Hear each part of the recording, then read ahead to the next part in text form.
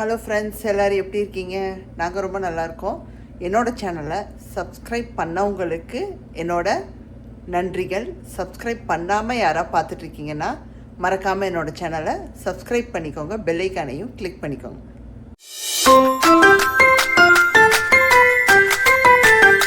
நம்ம என்ன ரெசிபி பார்க்க போகிறோன்னா சிக்கன் கீமா கிரேவி தாங்க பார்க்க போகிறோம். தோசை, பூரி, சப்பாத்தி எல்லாத்துக்கும் அட்டகாசமாக இருக்குங்க. இன்றைக்கி நாங்கள் தோசையோடு தான் வச்சு சாப்பிட போகிறோம். ஸோ இந்த கீமா எப்படி பண்ணலான்னு வாங்க பார்த்துடலாம். ஸ்கிப் பண்ணாமல் பாருங்கள். இந்த பிரெஸ்ட் பீஸை பார்த்திங்கன்னா இது டெண்டர்ஸ் மாதிரி கிடைக்கும். நமக்கு ஹார்ட் மாதிரியும் வச்சுருப்பாங்க, டெண்டர்ஸ் மாதிரியும் வச்சுருப்பாங்க. நான் இந்த டெண்டர்ஸ் மாதிரி 4 இருந்துச்சு. அதில் 2 எடுத்து நல்லா கொத்தி எடுத்து வச்சுக்கிட்டேங்க.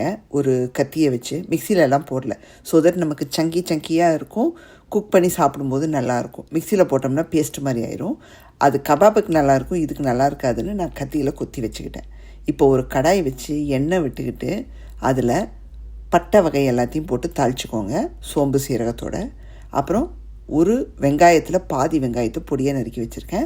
3-4 பச்சை மிளகாயை குட்டி குட்டியாக கட் பண்ணி வச்சுருக்கேன். அப்புறம் கருவேப்பிலை கொஞ்சம் சேர்த்து நல்லா வதக்கி எடுத்துக்கிறோங்க. வெங்காயம் சூப்பராக வதங்கி வரணும்.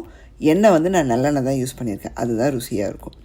நீங்கள் வீட்டுக்கு எத்தனை பேரோ அதுக்கேற்ற மாதிரி எல்லாம் இன்க்ரீஸ் பண்ணிக்கோங்க. நான் கம்மியான குவான்டிட்டி என் வீட்டுக்காரக்கானவாக தான் பண்ணுறேன். ஏன்னா புரட்டாசி மாதம் நான் சாப்பிட மாட்டேன்.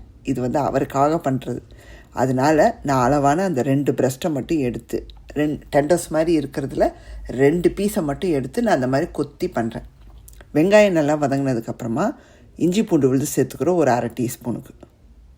எல்லாமே நீங்கள் இன்க்ரீஸ் பண்ணிக்கோங்க மெம்பர்ஸ்க்கு ஏற்ற மாதிரி, அவ்வளோதான். இது இட்லி, தோசை, அது மட்டும் இல்லாமல் உங்களுக்கு சப்பாத்தி கூட எல்லாம் கூட சூப்பராக ஒரு சைட் டிஷ்ஷாக இருக்கும். எப்போவுமே குழம்பு, 65 அந்த மாதிரி பண்ணுறதுக்கு நடுவில் இந்த மாதிரியும் பண்ணிக்கோங்க. இப்போது தேவையான அளவு உப்பு சேர்த்துக்கிறோம். இஞ்சி பூண்டு சேர்த்துனதுக்கப்புறமா உப்பு சேர்த்து நல்லா வதக்கி விட்டுட்டு அடுத்தது தக்காளி பியூரி சேர்த்துக்கிறோம். இதுக்கு நான் 1/2 தக்காளியை மட்டும் அரைச்சி எடுத்துகிட்டு வந்துட்டேங்க, ஃபுல்லாக சேர்க்கலை. ஸோ தட் இல்லாட்டி ஃபுல்லாக சேர்த்தோன்னா புளிப்பு தட்டிடும். 1/2 வெங்காயம், 1/2 தக்காளி, அவ்வளோதான். நான் எடுத்துருக்கிற அந்த சிக்கன் எவ்வளோ எடுத்துருக்கேனோ அந்த போர்ஷனுக்கு அளவாக தான் நான் சேர்க்குறேன். தக்காளி விழுது சேர்த்துட்டு நல்லா வதக்கி விட்டுக்கோங்க. இப்போ மசாலா பொடி பார்த்திங்கன்னா 1/4 டீஸ்பூன் மஞ்சத்தூள், 1/4 டீஸ்பூன் சீரகத்தூள், காரத்துக்கேற்ப மிளகா தனியாத்தூள், அப்புறம் 1/4 டீஸ்பூன் பெப்பர், அதுக்கப்புறம் பார்த்திங்கன்னா கரம் மசாலா ஒரு 1/4 டீஸ்பூன், அவ்வளோதான். எல்லாம் 1/4 ஸ்பூன் தாங்க. இப்போது மிளகாத்தூள் மட்டும் காரத்துக்கேற்ப நீங்கள் கூட்டி குறைச்சி சேர்த்துக்கோங்க. சேர்த்துட்டு நல்லா கிளறி விட்டுட்டு அந்த பச்சை வாசம் போனதுமே நம்ம சிக்கனை ஆட் பண்ணிடுறோம். ஸோ சிக்கன் பார்த்திங்கன்னா நல்லா கத்தியில் கொத்தி எடுத்துக்கோங்க, அவ்வளோதான். அதுலேயே சூப்பராக உங்களுக்கு இதாயிரும். ஏன்னா ஆல்ரெடி பிரெஸ்ட்டு கொஞ்சம் சாஃப்டாக தான் இருக்கும். நம்ம கொத்தும் போதே நீட்டாக இந்த மாதிரி ஆயிரும். தண்ணியை வடிச்சிட்டு அப்படியே போட்டு நல்லா மசாலாவோட வதக்கி விடுங்க. வதக்க நம்ம சிக்கன் வேகமாக குக்காக ஆரம்பிச்சிடும். பிரெஸ்ட்டு குயிக்காக வெந்துடும், ரொம்ப டைம் எடுத்துக்காது. மோஸ்ட்லி இந்த சிக்கன் பிரெஸ்ட்டு இப்போ நல்லா ஒரு 1 மினிட்டுக்கு கிளறி விடுங்க. கிளறவே சிக்கன் ஒயிட் கலராக மாறி மசாலாவோட மிங்கிள் ஆகும்.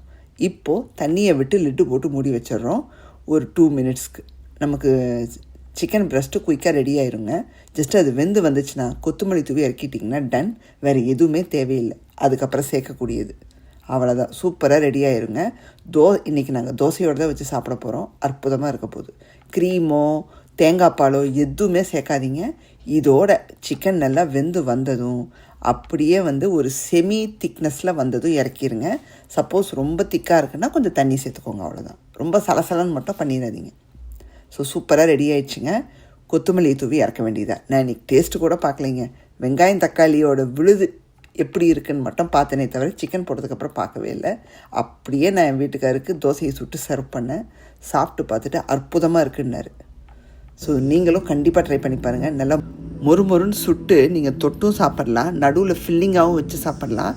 இல்லை தோசை நடுவில் முட்டையை ஊற்றி அது மேலே இந்த ஃபில்லிங்கை வச்சு சாப்பிடுங்க, சூப்பராக இருக்கும். இன்றைக்கான வீடியோ பார்த்துருப்பீங்க, கண்டிப்பாக ட்ரை பண்ணி பாருங்கள். என் வீட்டுக்காரர் சாப்பிட்டு பார்த்துட்டு சூப்பராக இருக்குன்னாருங்க. ஸோ அவருக்காக தான் பண்ணது. ஏன்னா நான் புரட்டாசி மாதம் சாப்பிட மாட்டேன். என் வீட்டுக்காருக்காக பண்ணதுங்க. அருமையாக இருக்குது, சூப்பராக வந்திருக்குன்னாரு. ஸோ நீங்களும் கண்டிப்பாக ட்ரை பண்ணி பாருங்கள்.